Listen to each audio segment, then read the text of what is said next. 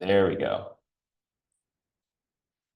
All right, what's up, everybody? My name is Francesco. This is the August Achilles Connect Zoom. As a reminder, on the first Thursday of every month, unless we have something come up, we have an Achilles Connect Zoom. Before I tell you what that is, let me introduce someone new to the show. We have to my left, so your right, we have Katie Bernstein. What's up, Katie? Hello. Katie's waving to the camera.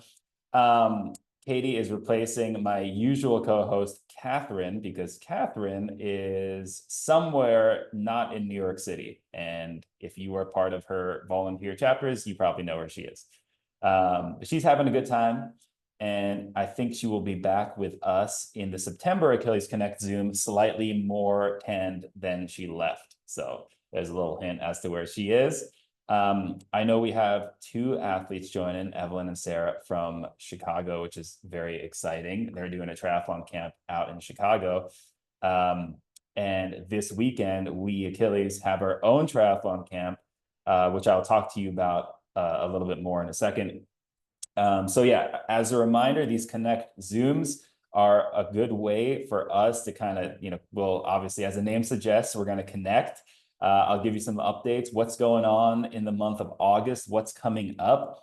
Most people kind of watch this as a replay. I don't blame them because then they can speed my voice up, which is way more enjoyable than listening to it at 1x speed. But if you join us live, you can ask your own questions. And then by asking those questions, you can win prizes, which today is either a insulated sports water bottle or what was it, a hat? Did I say? I think it was a hat. So either way, if you comment, ask a question, doesn't matter if the question is a good one or not, you will be entered into to win two random things.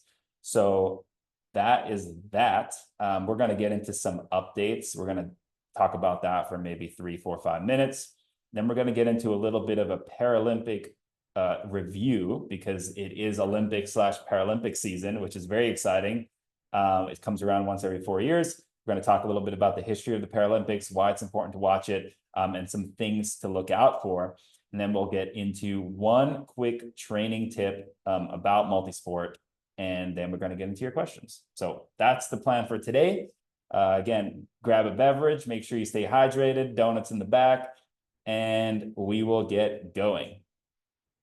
As I'm talking, you can file any questions that come to mind or even just comments, put them in the chat. Katie will be watching that and she'll tell it to me as relevant or as needed. So few updates. This weekend, as I mentioned, we have our first ever triathlon training camp hosted in NJCU, Jersey City. It's the first time we're ever doing a camp at this location.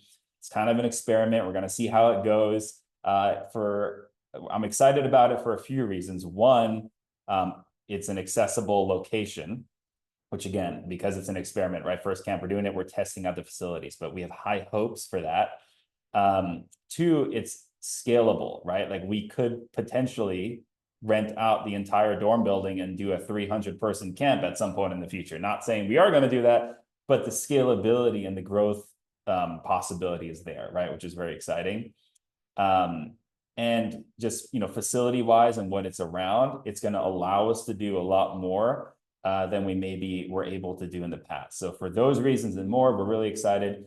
We have a crew driving out tomorrow, Friday evening. That's Friday, August 2nd for anyone watching on the replay. There's going to be Saturday and Sunday training sessions, and everyone's going to be back Sunday, August 4th. If you're watching this after the fact, it was an awesome success. I'm sure if you're watching it before, wish us luck. A few more updates of things that are coming up. This Sunday, while the team is in Jersey City, we actually have our third annual Brooklyn Mile. And that's the mile race that we do in partnership with Hoka. For those who don't know, Achilles, the official footwear of Achilles is Hoka. They've given us hundreds and hundreds of different Hoka shoes to provide for our athletes. They've given us race entries. They've hooked some of our faster athletes up with some Hoka pro athletes to be guides for races. I'm thinking of Dylan Bourne, who's an athlete with us out in Los Angeles, and he runs a marathon in about 2 hours and 45 minutes, which is lightning fast. And very hard to find guides that can do that comfortably. And so one of his main guides, Mike Wardian, who was a Hoka Pro, he's run quite a few marathons with Dylan, and it's thanks to that Hoka partnership. So anyway, we have the Brooklyn Mile. That's a 1 mile race in Williamsburg. That's Sunday. We have 8 athletes participating, 8 athletes, 8 guides. Really exciting. August 11th, Staten Island Triathlon. And August 25th is another kind of collaboration triathlon with our friends over in the Long Island Achilles chapter. It's the Tobe Oyster Bay Triathlon. This month is going to be a little bit of a triathlon focus, just because we're, you know, we have this camp, we have these 2 races. The Paralympics is coming with both men's and women's para triathlon. So it's a little bit of a triathlon focus, but that's cool because we get to learn about something new if you're not familiar with triathlon. The final thing I'll say about updates this month is that if you're running any of the fall marathons, so that is Berlin, Chicago, Detroit, Marine Corps, and New York City, August is, you know, roughly about the time where you're going to need to start locking in your guide, right? Every marathon has their own kind of deadline of when you need to register your guides. New York City Marathon, which is what I'm kind of in the midst of right now, you have to lock your guide in by the first week of September, which means August is when you need to start, you know, meeting guides at workouts, kind of talking to them, figuring out if you want to be with them for 26.2 miles. And if so, kind of do that, you know, make that match, make that shit up, as the, you know, as the people say, and kind of get that buttoned up. And if you need any help with that, reach out. nyc@achillesinternational.org is your email address to address any of your questions, whether marathon related, chapter related, workout related, anything related. So nyc@achillesinternational.org. And if you email that before next Friday, Katie to my left will be the one answering your email. So very exciting. So even if you just want to say hi to Katie, just email NYC and just say hi, and she'll promptly respond hi. Cool. Let's talk a little bit about the Paralympics. One of the biggest questions I get about the Paralympics is what's the difference between the Paralympics and the Special Olympics? Kind of makes sense, right? They both have the word Olympics in it. Para and special kind of implies, you know, someone with disability. And so the biggest difference is that the Paralympic Committee, or let's call it the Paralympic Games, is managed by the IPC, which is the International Paralympic Committee, or was up until actually like a year or 2 ago, when the IPC, International Paralympic Committee, merged with the IOC, which is the International Olympic Committee. And now it is actually one. It's the International Olympic and Paralympic Committee, IOPC. So it is, you know, the same basically management, you know, venue, facilities, race situation as the Olympics. It happens in the same place. It happens about a week or 2 after the Olympics close. And so it is as close to kind of the, you know, the pinnacle of elite sports for para athletes as you get. Special Olympics is actually an organization similar to Achilles that serves people of all ages and all ability levels with intellectual developmental disabilities only, so not physical disabilities. And they kind of do, you know, park workouts like we do. They have kind of, you know, regional meetups and games and things like that. So the names sound similar, but the intent and the purpose are quite different. So August 11th is the end of the 2024 Paris Olympics. August 28th is the start of the 2024 Paris Paralympics. And so hopefully everyone will be tuning in for the Paralympic Games. One thing to highlight is the para triathlon, which is September 1st and September 2nd. The reason why I think you should tune into the para triathlon, if you're going to tune into any part of the Paralympics, I would suggest the para triathlon. Reason being is obviously in the triathlon, you have swimming, biking, and running, right? And in para triathlon, you have people in wheelchairs, you have amputees, people who are blind, you know, people with all different disabilities participating in all 3 sports, swimming, biking, and running. And so you get to see how these elite level athletes do each of their sports with whatever disability that they have at a competitive level. So if you kind of want like the best bang for your buck of like seeing, or experiencing how para athletes do what they do in one sort of contained competition. I think Paralympic triathlon is the place to do that. And again, that's September 1st and September 2nd. The US is actually really strong on the Paralympic stage. I'm gonna throw out some numbers, and I'm sure I'm gonna be roughly wrong, but it's also kind of roughly right. I'm pretty sure the US women's Paralympic triathlon team swept Rio.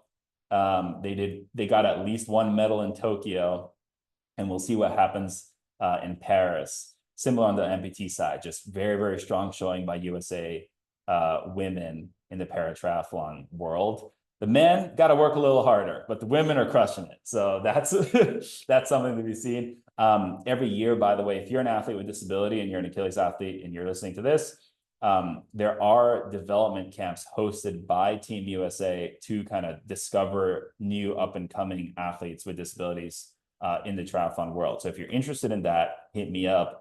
I can kind of tell you a little bit more about that. Cool. Before we get into the questions, we're going to touch a little bit on just, triathlon and kind of how to get into that. But again, if at any point you have any questions, you have any training related questions, you have questions about the races coming up, you have questions about how to get into the New York City Marathon, you have anything like that, put them in the chat. Katie will be going through them and kind of asking, throwing them out as they come in. Cool. What am I forgetting, Katie? For training tip. Yeah. What do we want to cover for the training tip today?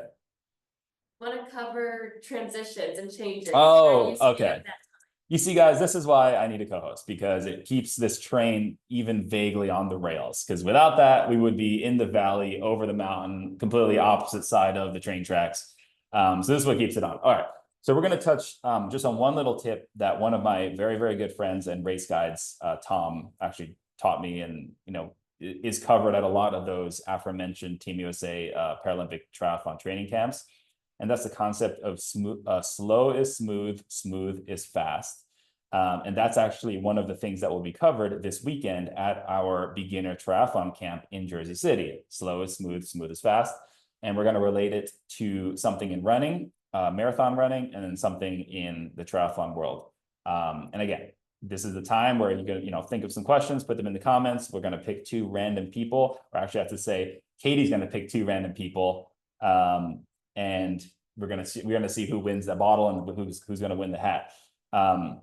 So the concept of slow is smooth, smooth is fast, it means that if something needs to be done in a race, right, and they're going to use marathon running as the first example, as in, you're running through the aid station, you need to grab a cup of water. How do you grab that cup of water, right? Most people, especially when they're first starting out at marathon running, and this is relevant regardless of if you're regardless of if you're ambulatory or not, they'll kind of rush through it. I know the first couple marathons that I ran, every time I'd get near an aid station, my stress level would go way high and I'd start like freaking out, right? And it's like, oh my God, we have all these, people around us and we have to grab these cups, because if we miss the cups, next thing you know, you pass the tables and now you either have to stop, turn around, grab them, or you have to wait another mile or two till you get to the next table. And that's like catastrophic because you're hot and you're dehydrated and all these things are going to happen and the race is going to be done and your life is over and all that, it all turmoils, right?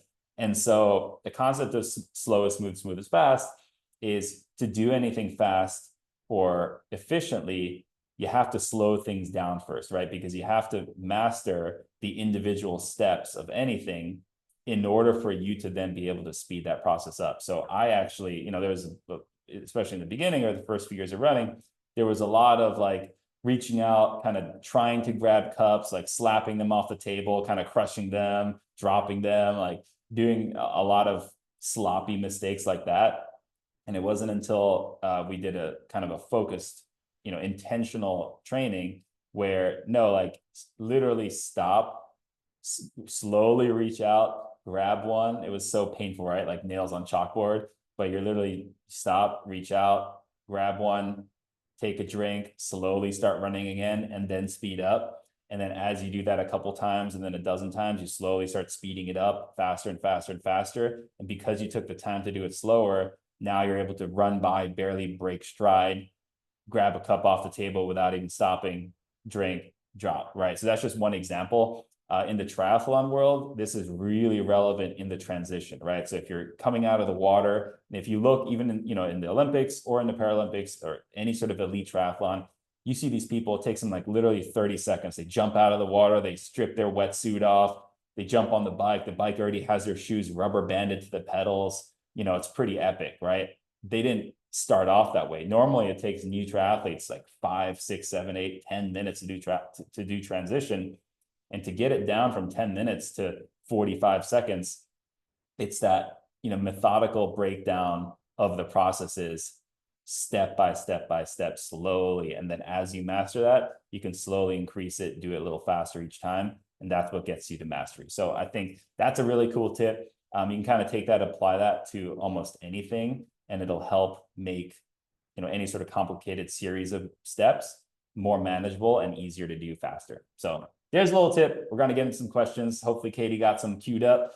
And Katie will choose 2 of those questions at the end of this at random, or any comments actually at random, and we will give you the prize. So Katie, go for it. What's the first one? Awesome. So first, please keep sending them in, but one question I got is, Francesco, what is the easiest way to get into triathlons for an athlete or a guy if you've never done it before? Okay, awesome question. What's the easiest way to get into triathlon, both as an athlete and as a guide?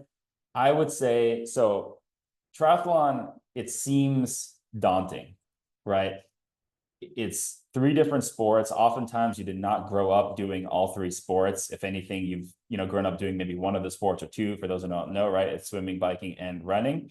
And so the easiest way to get into it, I would think, is 1, you have to do all 3 sports, right? And you have to do them regularly. You have to get to the point where the actual motion of the sport itself is not the thing that scares you, right? So if getting in the pool scares you, don't sign up for an open ocean swim where there's waves crashing and people all around you, right?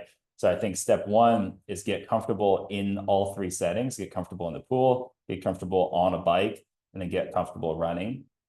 Once you do that, a really cool way, and actually a way that I suggest some of my athletes to get into triathlon, is actually do a relay. Because, for example, if I have an athlete who's really worried about the swim, but the biking and running is a little more comfortable for them, then I'll suggest to them, why don't you do a relay? Like, I'll do the swim for you, I'll hand the baton off to you, and then you do the bike and the run. That way you can kind of experience it, right? You show up race morning, you get the vibe of the ocean, like you can kind of see all the swimmers going out, you get to experience it a little bit, but then not have the stress of actually doing all 3 that first time.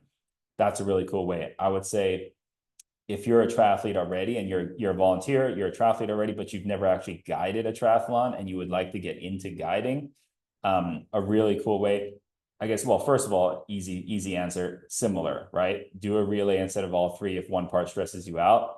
The second one is actually attend a camp like we're about to do this weekend, because this weekend we are living and breathing triathlon for 3 straight days, right?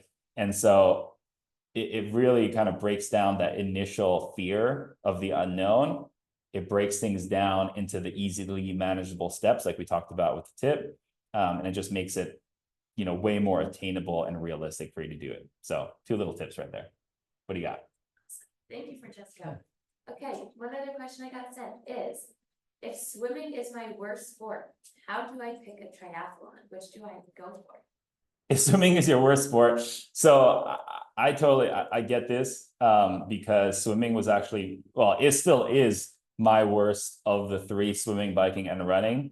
Totally fair, and I get it. I would say, well, 1, if you want to be competitive, right? If you're worried about, like, you want to do better against your friends and you just happen to be a worse swimmer than they are, then picking an event that the swim has less impact than the other 2 sports. So for example, the difference between an Olympic distance triathlon and a half Ironman, right? The Olympic distance triathlon, the swim is 1,500 meters, the bike is 24 miles, the run is a 10K. A half Ironman, the swim is literally just 300 meters longer. So very similar to the Olympic triathlon. But the bike in a half Ironman is more than double the distance at 56 miles, and the run is more than double the run distance at 13.1 miles. So if you're able to do, say, the half Ironman instead of the Olympic triathlon, the swim has way less impact on your finish performance than say the Olympics. So that's one way you can compete with your friends if you want to do that, which I totally get. And I'll take a half Ironman over an Olympic triathlon any day for that very reason. The second tip I'll give you is choosing a course. And this could go, it's the same for running or any other sport, choosing a course that suits your strengths. And if we're talking weakness swimming, there are triathlons that are downriver swims, right? So for example, one of the biggest triathlons that Achilles does is the New York City Triathlon. And as gross as that may sound, the swim is in the Hudson River, which, is a river with a current. And some years, depending on the year, that current can be really, really strong. And so, they say a bag of chips will do the swim in about 20 minutes. So, picking a course like that where it's less swim focused is also a good way. So, yeah. And Francesco, can you just clarify the distances with the Ironman and the Olympics? The difference there you mentioned? Yeah. So there's 4 main distances of triathlon. The most common that Achilles will do is called the sprint distance. It's the shortest. There are shorter distances, but it's the shortest standard distance. It's also the most fun, in my opinion. It's 750 meter swim, 20K bike, 5K run. The Olympic distance is 1500 meter swim, 40K bike, aka 24 miles, right? And then a 10K run. The half Ironman is a 1.2 mile swim, 56 mile bike, 13 mile, right? Half marathon, 13.1 mile run. And the full Ironman is just double the half Ironman. So 2.4 mile swim, 112 mile bike, and then a full marathon, 26.2 miles after that. So really, really fun. I've done, sprint and half and full Ironman. I've actually never done an Olympic distance triathlon. I've signed up for a few, but because of weather, they've like shortened the swim, or because of the water quality, they cancel the swim or whatever it is. New York City Triathlon, by the way, is notorious for having the race disrupted. Either the swim gets canceled because of water quality, or because it's too hot, heat wave, July in New York City, they'll shorten the bike or shorten the run, or whatever the factor is. The New York City Triathlon is notorious for having the course actually interrupted somehow due to weather. We as Achilles still continue to do that race every year because, one, like there's so many people who want to, right? Because there's so many of our athletes who live in New York City. A lot of our athletes will actually fly in from other parts of the country. For those who don't know, who may be new to Achilles, we have a lot of chapters that are not in or around New York City, right? So some of our stronger chapters that have sent athletes in the past are the Las Vegas chapter, the San Francisco chapter, LA. I think DC has sent one. Boston chapter has sent one a couple of years ago. John Young, actually, who's an athlete up in Boston, he'll do a lot of tries with us. Yeah, and then actually, that reminds me, another sort of Achilles update that's not really, community facing, but something that has happened internally is actually last week we had our annual Achilles offsite.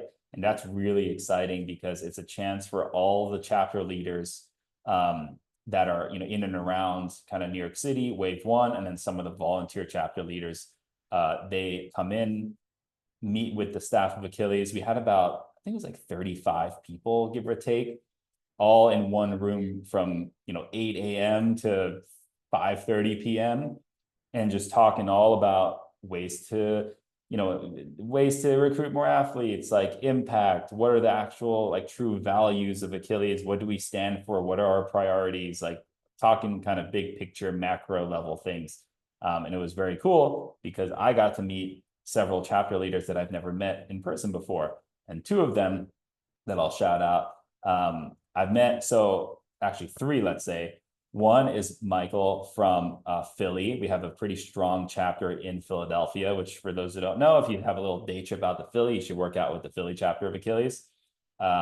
Second is Nashville Achilles. I met Lizzie and Amy from Nashville, which was very exciting. They have the Nashville Hope and Possibility Achilles race sometime in September. So if you're in Nashville in September, you should do that race. And then I met the chapter leader from St. Louis, Missouri, named Annie, who's also cool. One of the other chapter leaders who's actually blind like I am. So just kind of cool to like compare notes on how to be a good blind chapter leader, like tools to use, accessibility, things to use, things like that. So that's a little update that I forgot to add before. We got two more questions in. Go for it. So one about triathlons, this is a great question. Do you have the same guide for all 3 sports in a triathlon, or do you switch guides within the race? Great question. So ideally, an athlete will have the same guide for all 3 sports. Technically, as per USA Triathlon rules, you are supposed to have the same guide for all 3 sports. The only time where that doesn't really happen is one, if the athlete has, some very specific and, rare circumstances that require multiple people, either that, or if the athlete is, so fast, let's say, that they're unable to find a local guide who's able to do their pace, then at a local race, right? So like a non-competitive, non-nationals, nothing like that, but like at a local race, they might just have, say, 2 of their friends guide them, maybe a really fast swimmer in the swim, and then a really fast cyclist and a runner on the bike and run. So less common, easier to do at the smaller town races where the results don't matter as much. Definitely harder the bigger scale you get. So like if we show up to like an Ironman race, last year we did the 70.3, which is a half Ironman at Jones Beach in Long Island, and we had 12 or 13 Achilles people do that, I think. And everyone had their own guide. They were very specific, right? Guides got connected to athletes. Everyone had like bib numbers and everything coordinating. Like it was very organized and kind of stringent. What else you got? So now we have a question about electrolytes. So the question is, Francesco, how do powdered electrolyte supplements, Gatorade or something else, compare to fluid Gatorade during the race? Because supposedly recently there were few Gatorade stations during a race. So do you recommend any particular powders? Is it good to have it with sugar, without sugar, fake sugar? What are your thoughts on electrolytes? Yep. So basically, what are electrolytes, right? Sodium, potassium, magnesium, 3 things that make up electrolytes. You want them for sure, but you want them in clinically effective doses, right? If you have trace amounts of them, such as in Gatorade, like we're going to talk about, they won't really do as much, obviously, as if you actually had them in the amounts that you want them, right? And some people don't train or run with or race with electrolytes, and that's fine. But for people who want that, if you look on the back of a Gatorade bottle and actually read how many grams of sodium, potassium, magnesium are in Gatorade, I think you'll be surprised at how low that number actually is, compared to something as, for example, Element, which we've talked about on these Connect sessions before, LMNT, Element. That's a it looks like little salt packets. Basically, you rip it open, you dump it into bottles and things. That has, I forget exactly, but it's about 1,000 milligrams of sodium, like 600 something of potassium, and I think like 200 or 300 something of magnesium. So, literally you drink like a 6-pack of Gatorade to equate to something even close to that. It gets even worse if you talk about aid stations, because the aid station Gatorades tend to be much more watered down than what you buy like official Gatorade anyway. Long story short, if you're worried about getting electrolytes while you're running or racing, I would 100% carry your own, because that's the only way you can actually guarantee you get them. And it's hard to carry a packet of electrolytes, right? Because you have to dump the packet into something, mix it, shake it, drink it. So they have electrolyte capsules, kind of looks like pills, and it a very popular company is called Salt Stick, and it's literally just electrolyte, sodium, potassium, magnesium in a little capsule. Carry it in a Ziploc bag, because if you don't, it'll melt in your running shorts, and then you'll have a bunch of goo in the bottom of your running shorts, which is not cool. So have it in a little Ziploc, and if you feel the need to pop one during a race, that way you have full control over when you take it, how much you take in, and all that stuff. If you do fuel with other things, gels, or if you carry a bottle with you and you have drink mix in the bottle, then first, obviously if you have a bottle with you, then you're able to put the powder in the bottle. if you have gels, read the pack of the gel as well, right? Because some gels do contain it as well. So yeah, Awesome. Cool. Thank you, Francesco. yeah. What else you got? Oh, we actually just got someone who's new to New York and Achilles. Do you want to give a quick little intro of how you got involved? How I got involved. We're gonna lose basically everyone except for you, but sure, I'll give you like a 15-second summary, and then Katie can call out the two random people Perfect. to win. All right. So actually, I'm gonna not make this about myself. I'm gonna make this about action steps that all of you people, my dear watchers and listeners, can actually do. So we're talking action steps, right? Call to action. I was recruited to Achilles because a guide saw someone with a disability, aka me as a blind person, in a grocery store, and that guide decided to go out of their normal lane, right, their normal flow, and talk to a stranger and say, hey, there's a running group for people with disabilities at Central Park. Sounds like a cult, but it's not. Just Google it. It's called Achilles. Show up. They're awesome people. That step is what got me 8 years ago down the road of, joining Achilles, and now here we are. So I think that's something that we can all kind of take and, take for ourselves, and also take that into our own lives, right? Where if you see someone on the street, or you see someone in, your workplace or whatever it is, and it doesn't even have to be someone with a disability and referring them to Achilles, right? But I think it's that step of you see something and you have the decision of like, do I say something? And then it's like, well, no, it's easier to kind of do my own thing and not really, reach out, because what if they don't want it, whatever. I think you don't know unless you try. And so I would suggest, or have you consider that if you see an opportunity to help bring awareness to adaptive sports, whether it's Achilles or not, to someone that you see, again, with a disability, or someone without a disability who might be interested in guiding, doesn't hurt to suggest, right? It doesn't hurt to raise awareness, because they can't sign up for something they don't know about. So worst case scenario, they say, nah, I'm not interested. And you're like, all right, cool. I'm gonna go grab some ice cream. Best case scenario, you change someone's life and the whole trajectory of their whole existence. So little step for you right there. All right, Katie. Thank you, Francesco. Who are the two people I'm giving things to? The two people that you are giving things to are Benice and Rebecca. Okay, all right. Benice and Rebecca, I know where you guys live. We'll look you up in Rosterfy. We'll send you some stuff. All right, cool. This has been the Thursday, August 1st, 2024, Achilles Connect Zoom. Again, this will be available as a replay afterwards. If you're watching this on the replay, then hello, replay crew. We appreciate you no less.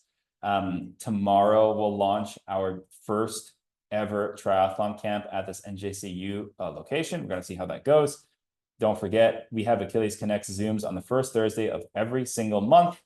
Next one will be in September, whatever the first Thursday is. If you have any requests, any suggestions, any thoughts, any concerns, any comments about Achilles Connect or anything we do, send it over to Achilles NYC, the email box, which is just nyc@achillesinternational.org.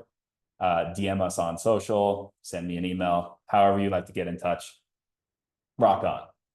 I think that's it. So catch y'all later. I will see you all when I see you all.